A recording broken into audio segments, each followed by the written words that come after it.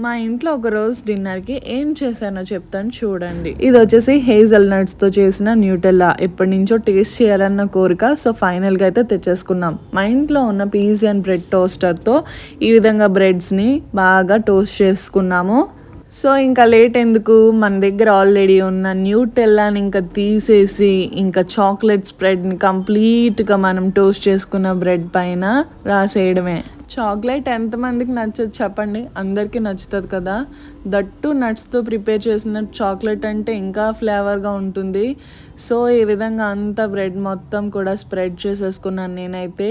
కానీ ఎక్కువ స్ప్రెడ్ చేసినట్టున్నాను, తిన్న తర్వాత అనిపించింది నాకు బాగా చాక్లెటీగా అనిపించింది. ఈ చాక్లెట్ వల్ల బ్రెడ్ ఫ్లేవర్ అయితే నాకు అస్సలు అనిపించలేదు. సో అసలు ఎవరన్నా న్యూటెల్లా ట్రై చేశారు ఎప్పుడైనా? సో నేనైతే రీసెంట్గా తెచ్చుకొని ట్రై చేశాను, కానీ కాస్ట్ వచ్చేసి చాలా కాస్ట్లీ అనమాట. 400 అలా ఉంది. అయితే నేను ఇన్స్టాగ్రామ్లో ఒక రీల్ చూశాను, ఇంట్లోనే ఈజీగా న్యూటెల్లా హేజల్ నట్స్తో ఎలా చేసుకోవాలని. సో నెక్స్ట్ మన వీడియో వచ్చేసి న్యూటెల్లా లో కాస్ట్లో ఇంట్లోనే ఎలా చేసుకోవాలో చెప్తానమాట, ప్రిజర్వేటివ్స్ ఏం లేకుండా. సో అలా కంప్లీట్ చేసిన తర్వాత అమూల్ బటర్ క్యూబ్ ఉంటే నా దగ్గర, టోస్టింగ్ చేసిన బ్రెడ్ పైన వేసుకుని తింటే అది కూడా నాకు చాలా ఇష్టం.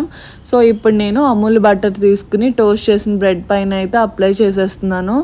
ఒకసారి మీరు ట్రై చేయండి, ఇలా టోస్ట్ చేసిన బ్రెడ్ పైన బటర్ వేసుకుని తింటే అమోఘంగా ఉంటుంది.